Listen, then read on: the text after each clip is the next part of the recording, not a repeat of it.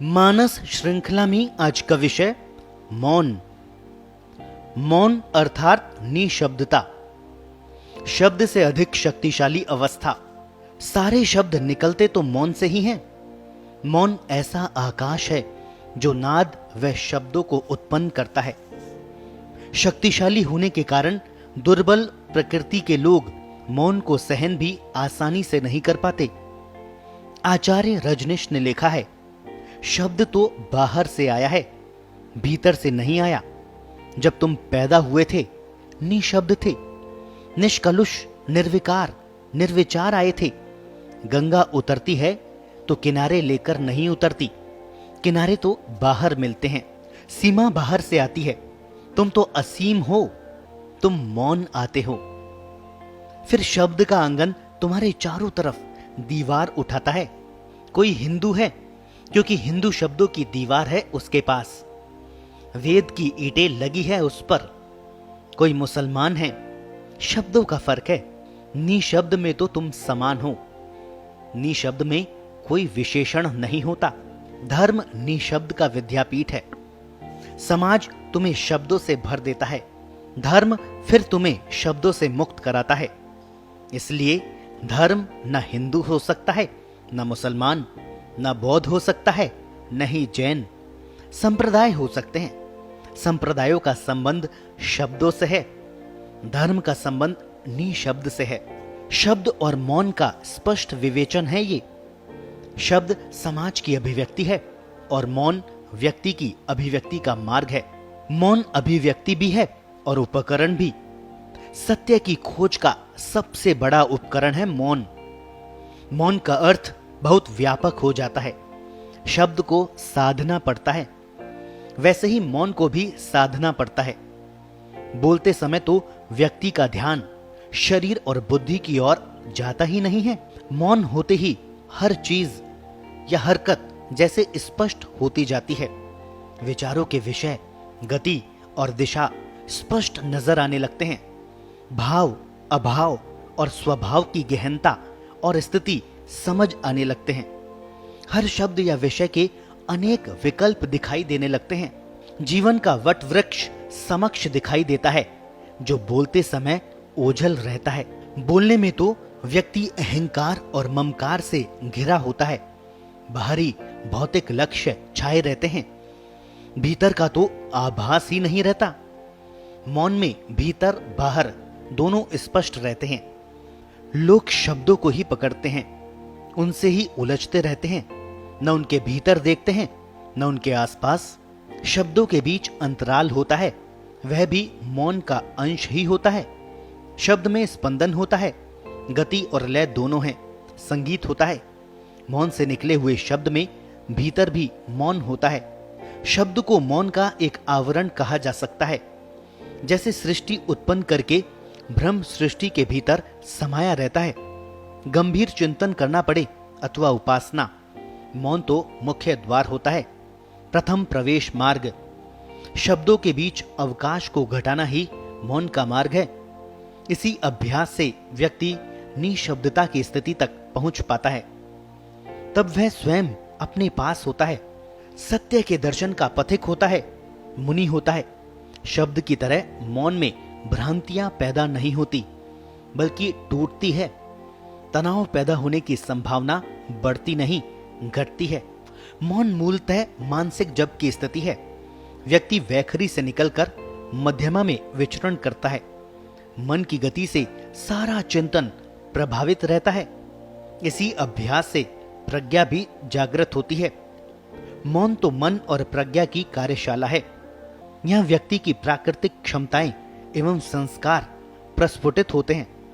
मौन में ही शब्द विहीन संप्रेषण की क्षमताओं का भी विकास होता है। किसी संत के पास बिना बोले बैठकर भी संतुष्टि का अनुभव होता है। बालक के पास तो शब्द ही नहीं होते। मां फिर भी सही स्थिति का अनुमान लगा लेती है। मन चंचल है, इसको स्थिर करने का उपाय इंद्रिय निग्रह बताया है। बोलना सर्वाधिक अस्थिरता देने वाली क्रिया है। बोलना और चिंतन साथ साथ नहीं चलते, एक है वहां दूसरा नहीं रहता। अतः बिना चिंतन के बोलना वाद विवाद तर्क कुतर्क का मार्ग बन सकता है, द्वेष का कारक बन सकता है। कहते भी हैं कि दो के बीच विवाद हो तब एक को मौन धारण कर लेना चाहिए, विवाद समाप्त हो जाता है। मौन विचारों की अनावश्यक हलचल समाप्त कर देता है, अतः विचारों में स्थिरता लाता है। इससे प्रतिक्रियाएं घटती जाती है। हर शब्द की अपनी प्रतिक्रिया भी होती है। बोलने से पहले ही शुरू हो जाती है, बोलने के बाद सुनने वाले की प्रतिक्रिया भी महत्वपूर्ण है। हर ध्वनि की प्रतिध्वनि भी लंबे काल तक बनी रहती है। मौन में सब शांत। मौन की सबसे महत्वपूर्ण उपलब्धि है अपने बारे में, अपनी संरचना और क्षमताओं के बारे में ज्ञान प्राप्त कर लेना। हम जानते हैं कि हमारे शरीर की भी एक स्वतंत्र भाषा होती है, लेकिन शायद ही कोई सुनता होगा। खाना सामने रखा है, शरीर कह रहा है कि आज दही नहीं खाना, और हम सुन ही नहीं रहे। कोई अनजान व्यक्ति मिलने आ रहा है, शरीर कह रहा है कि सावधान रहना, आदमी ठीक नहीं है, हमने सुना ही नहीं। इसी तरह बुद्धि और मन की भी अपनी भाषा होती है। मन तो हमारा सबसे बड़ा मार्गदर्शक है, झूठ भी नहीं बोलता। हम उसकी सुनते कब हैं? बुद्धि के इशारे पर कार्य करते हैं। अनेक बार पछताना भी पड़ता है, किंतु सुनते नहीं हैं, या हम जानते ही नहीं कि इनकी भी भाषा होती है। व्यक्ति जैसे जैसे मौन का अभ्यास करता है, उसे ये भाषाएं समझ में आने लगती है। वह स्वयं को विस्तार से समझने लगता है।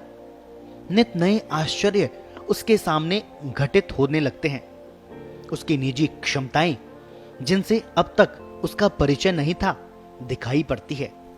अनेक नए विचार पहली बार उसकी बुद्धि में प्रकट होते हैं।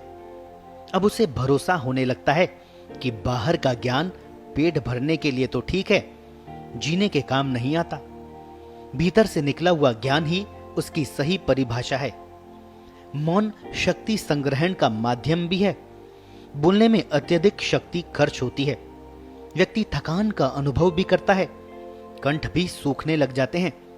मौन में शक्ति संचय होती है। कई बार सत्य बोलना भी उचित नहीं लगता।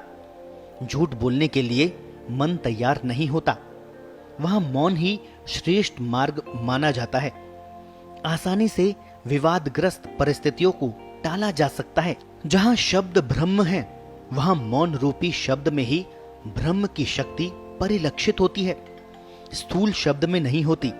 अतः उपासना, ध्यान आदि में शब्द को मौन के मार्ग पर उतारा जाता है।